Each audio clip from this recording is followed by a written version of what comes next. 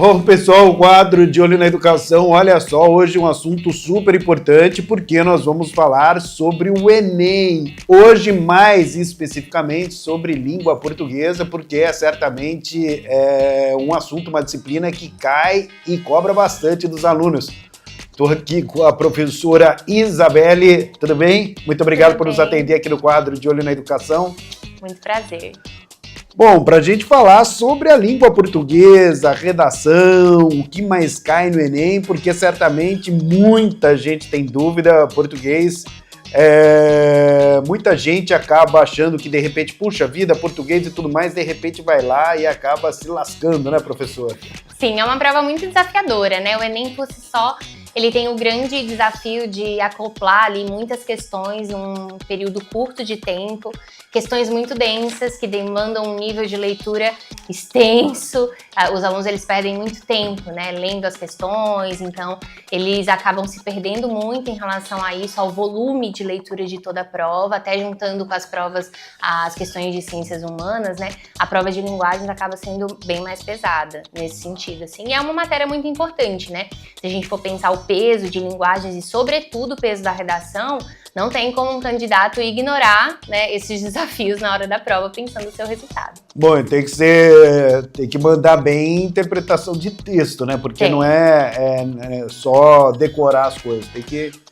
O Enem ele tem por característica não ser uma prova muito conteudista, né? Óbvio que são questões que sempre vão dialogar ali com especificidades do conteúdo do ensino médio, sobre arte com as vanguardas europeias, né, sobre características de gêneros textuais que a gente trabalha aqui, funções da linguagem, variações linguísticas, mas são questões que vão ter ali na sua base fundamental, elas vão ter muito mais uma preocupação com a interpretação do texto, né? Às vezes o aluno até pode dominar a característica de um movimento artístico literário, só que se ele não conseguir interpretar a obra que está sendo colocada ali naquela questão, ele não vai conseguir resolvê-la.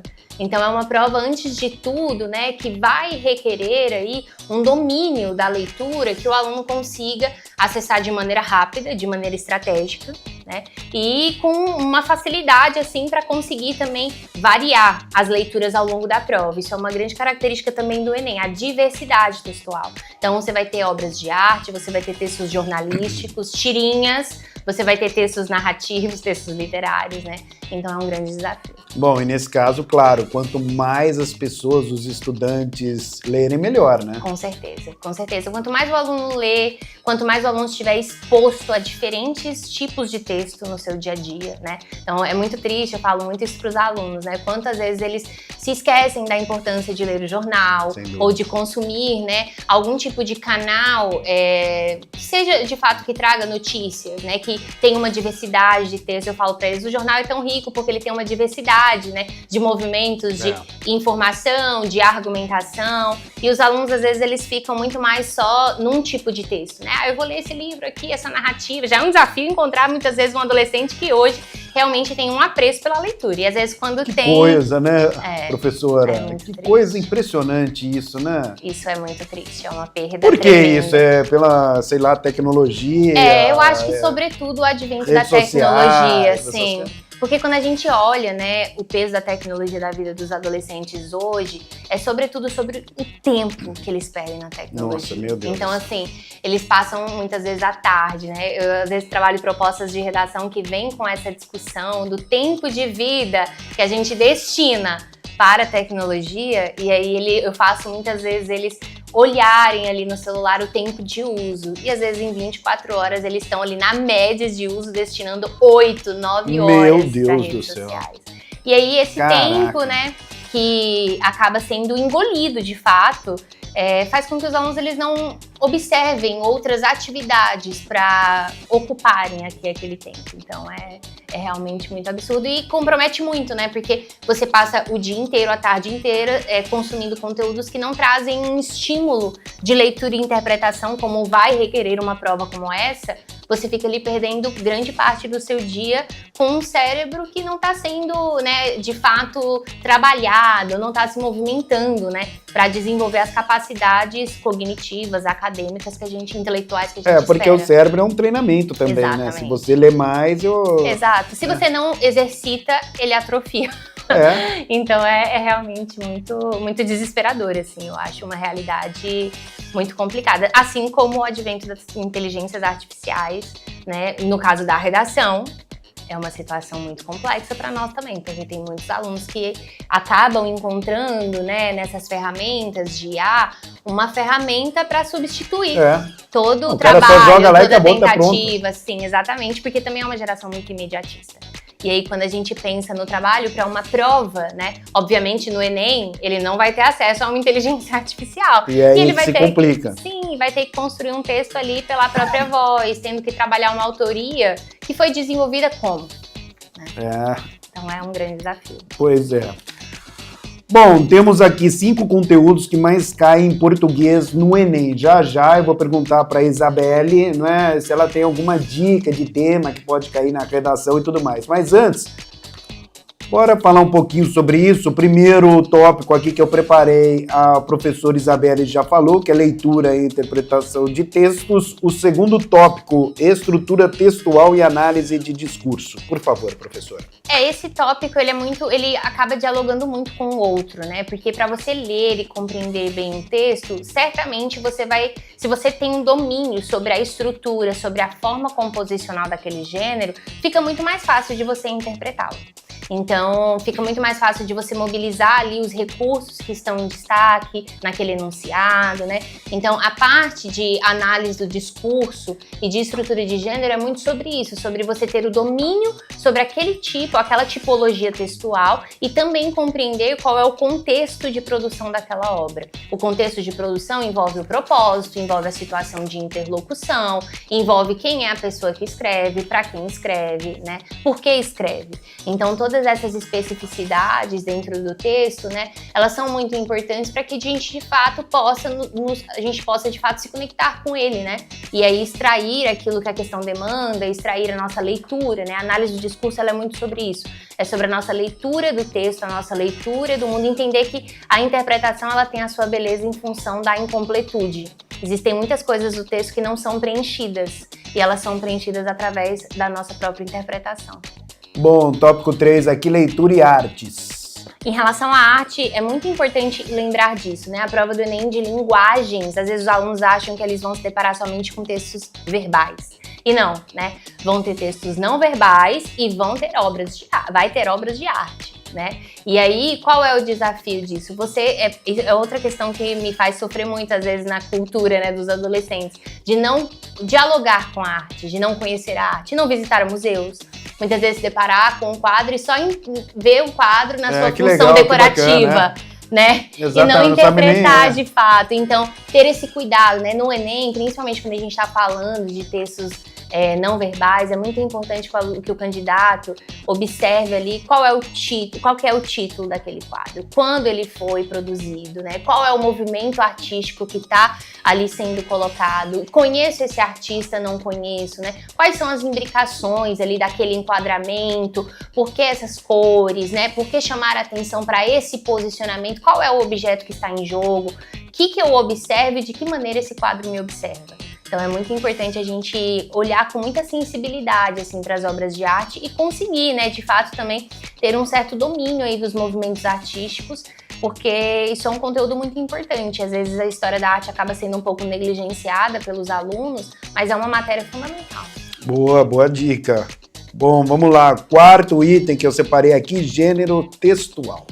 O gênero é o que eu falei já, né? Você conseguir identificar. O conceito de gênero é um conceito muito difícil de você limitar, assim, porque gênero é um conceito muito amplo. Por exemplo, se eu pensar num post, nem todo post do Instagram, embora seja um gênero, vai ter a mesma estrutura, o mesmo propósito, né? Então, o aluno ele precisa entender que o gênero é uma forma relativamente estável de produção.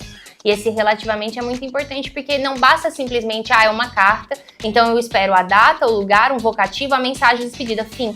Não, mas quais são as características dessa carta, o seu propósito, porque, né, então assim, compreender o gênero em todas as suas condições de produção, né, que foi algo que eu já comentei.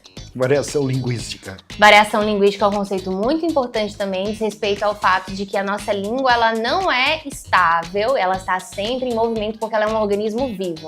E aí, como a própria palavra diz, né, variação significa a gente compreender e identificar as mudanças que a língua sofre em função do tempo, em função da classe social, das variações socioculturais, em função do lugar, né?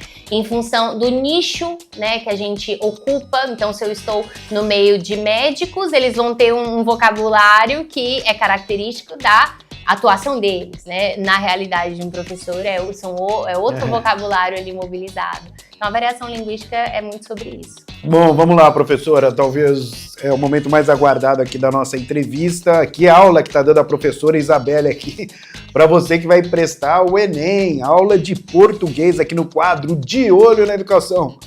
Bom, tem alguma dica sobre temas que poderão ser cobrados aí? Algum tema mais específico que poderá cair no Enem, de português, de redação? Bom, principalmente agora falando um pouquinho de redação, né, que é uma prova muito aguardada, o tema da redação do Enem é um assunto muito, né, discutido, muito esperado. Assim, eu não gosto muito de tentar acertar o tema, mas o que a gente pode esperar do Enem em relação ao que a gente observa dos últimos anos, em relação aos editais que são publicados, né, a grade de correção, é que o Enem ele tem a grande característica na prova de redação de trabalhar com problemas sociais que atravessam a realidade brasileira. Então, de novo, aí uma grande dica é que o candidato, o aluno, né, ele conheça os principais desafios que estão aí presentes, né, na realidade do Brasil. Então, ser uma pessoa muito bem informada é muito importante para você se deparar com o tema e você conseguir, né, de fato, levantar argumentos para analisar esse tema. É muito importante também saber que a redação do Enem, como uma dissertação argumentativa, ela tem esse caráter, né, de argumentar. E o que é argumentar? É muito importante também que o candidato desenvolva essa habilidade, né, de conseguir argumentar, defendendo um ponto de vista. Às vezes, defender um ponto de vista, o aluno imagina que nós estamos dentro de um debate. E ele tem que escolher um lado e só sustentar esse lado. No Enem não é exatamente sobre um lado a se sustentar, mas uma realidade a se analisar. Então eu identifico o problema social que está ali em jogo, eu analiso quais são as causas desse problema na realidade brasileira, causas históricas, questões atuais, né? E também consequências, quais são os efeitos desse problema, né, na realidade atual ou ao longo da história. E no final, o candidato ele tem que desenvolver uma proposta de intervenção para tentar resolver esse problema. Isso é um grande desafio, porque você tem que tentar aí estruturar, né, com 5 elementos fundamentais, uma certa ação para intervir nessa realidade e tentar revertê-la. Um ponto muito importante também para finalizar sobre a redação do Enem é o repertório sociocultural. Não se esqueça de que você precisa mobilizar aí conteúdos, referências artísticas, objetos culturais, panoramas históricos, fatos que não estejam dentro da coletânea, dentro dos textos ali da proposta e que evidenciem qual é o seu repertório, né? De fato, um repertório sociocultural que dialogue com aquele tema e que mostre um pouco a sua bagagem de mundo, a sua autoria. Bom, vamos lá, para a gente finalizar então, professora Isabelle, quais as dicas aí para a galerinha que vai prestar o Enem, dicas de língua portuguesa, redação nessa reta final de estudo? O que você diria? Eu acho que o principal é você não negligenciar o estudo aí, o foco na leitura e na interpretação, estar exposto a diferentes tipos de textos no seu dia a dia, se policiar para isso, reservar um tempo para você de fato se dedicar ao exercício da leitura, ao hábito da leitura, né? Acho muito importante que você tenha um cuidado em se manter bem informado no mundo, sobre o mundo que o cerca, que você dê muito valor aos conteúdos, né, de literatura, de humanidades, de arte, para que você observe ali também aquilo que você consome no seu dia a dia enquanto arte, enquanto literatura, enquanto filosofia, enquanto sociologia, para que você também monte essa bagagem, esse repertório ali que vai ser cobrado para você na prova de redação. Valeu, muito obrigado. Bom, obrigada. Pessoal, eu sou André Aranha e você, claro que já sabe, né? Tô sempre de olho na educação. Tchau. Tchau, tchau.